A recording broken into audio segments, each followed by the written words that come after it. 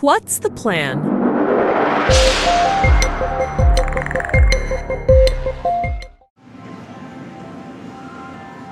Hey guys, so today I'm gonna meet a friend of mine who is a parent coach, and we're gonna have a chat to see how we as parents can help our kids to navigate their school challenges.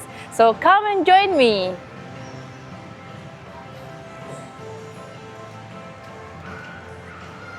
Hello everyone. So I'm Arvelia, Teacherprenuer, and today I'm having a chat with Jaymie, a parent coach. So we're gonna have a little chat here. Can you share a little bit more about yourself and what do you do? So first of all, I'm Jaymie. I am a transformational parent coach, and before that, I used to live in the Philippines. I'm a Filipina Singaporean, and I migrated here around 16 years ago, and I started my family here. I help Asian parents to heal their triggers so that they will be able to show up to their kids in the most calm and grounded way so that they can raise resilient and emotionally healthy kids. So I also during the pandemic, I had some realization, and I used to work in healthcare as a medical technologist. I used to work in one of the restructured hospitals here in Singapore. And during the COVID, I had some realization, and of course, motherhood changed my perspective about things. And so that led me to the path of helping parents to heal and also to transform how they show up to their kids. Oh, that's interesting journey. So for yourself, what's your biggest fear or concern when it comes to your child's education? I think my biggest concern would be the amount of pressure that our kids now face when it comes to studying, because especially in the pursuit of being successful academically, because we're in a society where we value meritocracy, and sometimes in the pursuit of being successful we forget to teach them valuable life skills like empathy, emotional regulation, showing others compassion and empathy, and also being more curious with learning, not just memorizing things. Because when you go to school, your teachers teach you things, and the tendency is for you to just refer to the textbook. But the thing is, learning is more than just what is in the books. It's what you experience in school through your interactions with your teachers, with the other students. So I want my kids to know that their worth is not tied to the grades that they take home from school, but of course it's tied to how they are becoming as a human being, how they impact other people's lives. And I think it's not just about like telling the kids about all this. I think it's about modeling it to them Yes. also. Because I feel like as an adult, sometimes maybe we are also too busy to chase things, to work very hard that we forget like all this, right? And I mean, for you yourself, how do you personally support your child through these challenges? So for me, I support my kids by creating a safe environment at home. So it's more than just pursuing academics. I try to give my children leeway when it comes to having a safe environment at home. When they come home from school, I don't just drill them on what they learned from school. I try to give them some ways to relax first, because I feel like the stress from school is too much for them already, emotionally, physically, mentally. Then when they come home, they need some time to relax also, to just unwind. And then, of course, I give them structure also. They have a routine that they can follow. And when they come home, they eat their lunch, they unwind, and then they do whatever homework is necessary. So that is the thing that I provide for them the most. And having that connection with them, connecting with them is more important than just trying to ask them to, oh, you have to do your homework, you have to do well in school. Because sometimes as parents, we want them to do their best so that they can get to good schools, to be successful in life. But we forget that success isn't just about the academics. It's also how we shape their values, how we shape them at home, how they interact with other people. Actually, you mentioned an interesting point about the importance of relaxing and at the same time having a same routine, right? Yeah. So just out of curiosity, like, how to balance that? Because it's not easy to Yes, that's balance that. true. Yeah. So during the first years, it was difficult for me and my sons to strike a balance. So sometimes when I give them some leeway to play, the tendency is for them to, when I ask them to stop playing, then they will, oh, I still want to play. So what I came up with is, if you can see there's a chart there, I came up with a chart. So they at least need to the things that are there for them to be able to know that, oh, I have done all these things for the day. So it doesn't necessarily have to be in order, but they have to be able to do all those things during that day. So there's homework, there's time for play, and I have also given them a structure. How many hours do you need for relaxation? So in the first few years, I have to really dictate how many hours because they're kids, they wouldn't know when to stop. So I have to set some boundaries for them. And nowadays, they don't really take that anymore because they know it by heart. But when they do forget to, I still refer them to that so that at least they know that, oh, I need to do this. This is something that is not done yet. That's really very interesting, and I Yeah. think that's really a good tip. Yeah. Yeah. So, I mean, in your line of work, like your previous work, your current work, like what do you think is the most important thing to prepare your kids for the future?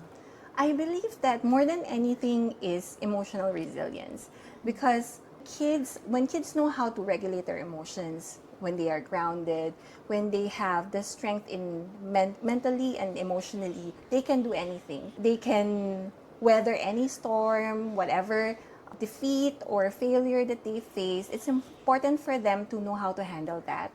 And of course, I support them through it by modeling it myself. I model emotional resilience, I model emotional regulation, and if I do make mistakes, because I also put value in normalizing mistakes, making mistakes at home. I don't really punish them for their mistakes. I have consequences for it. And I help them to make amends, to be accountable for their own mistakes. Because that's the most important thing. Because a lot of times when children make mistakes, it's because they lack that certain skill to make better choices. And it's up to us as parents to steer them in the right path, how to make choices that are aligned with their values. So that's how I help them. Okay, so now actually your boys are pretty grown up really, right? So if you can recall when they just started primary school, so what do you actually prepare them for or what you don't actually prepare them for and which one is actually working? Last time, when I was starting out, I prepared them by the conventional way. Prepare them academically, how to read, how to write, how to recognize letters, numbers, shapes, all these things. And I tried to actually prepare them emotionally as well. But even though you prepare them for it, it's something that has caught me off guard because the number of hours is longer when you are in primary school versus when you are in kinder. And for them, for children, like going into transitioning to primary school also means that there's an emotional transition as well. So I have to give space for them to have that emotional transition as well because it's like I have to stay longer in school. The attention span also need to increase. And even though I have prepared them for that, it's different when you go into the school setting because they have a lot of variables there. They have the classmates who will also take their attention away from the teachers and of course the schoolwork. So as much as I can, what worked for us is when they come home, I give them the space to vent out if they have to, oh, my day is not going well, blah, or to ask them what part of the day was good for them, what did they like most about the day. It's not a yes or no question because normally as parents, we like to ask those, how was your day? Was it good?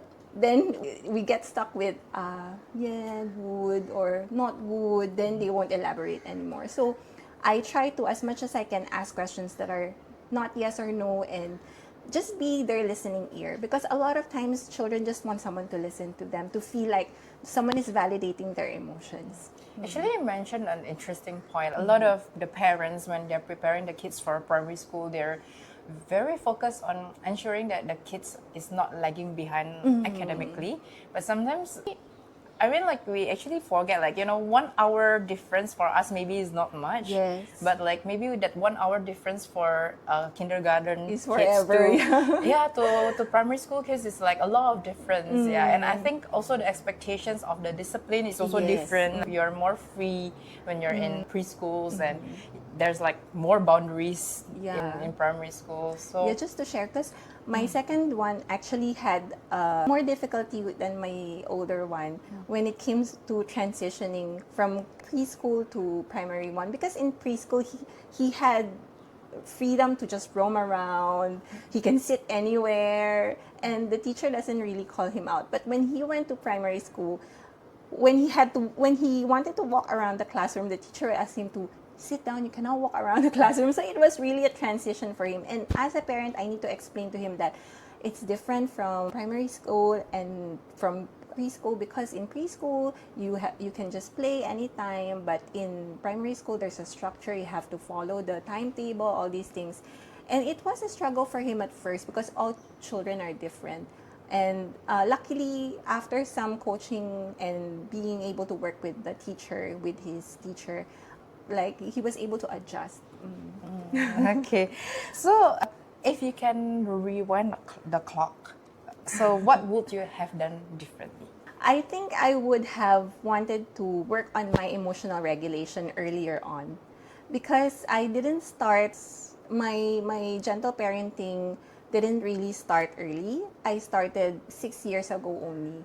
And before that, I used to dabble in and out. I would see videos from YouTube, then I would follow it. But I didn't have any official training until a few years ago.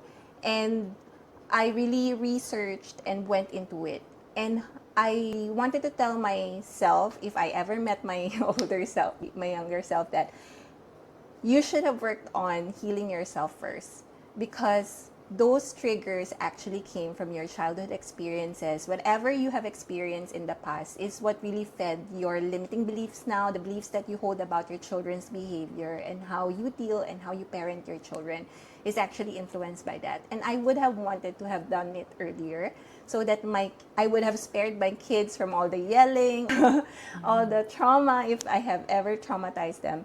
But hopefully, with me shifting when they are in primary school, I have helped them also transition. Yeah. Thank you so much for sharing. You're welcome. Yeah. Thank you for having me also. And I hope this conversation will help you in supporting your kids' learning journey as well. Thank you.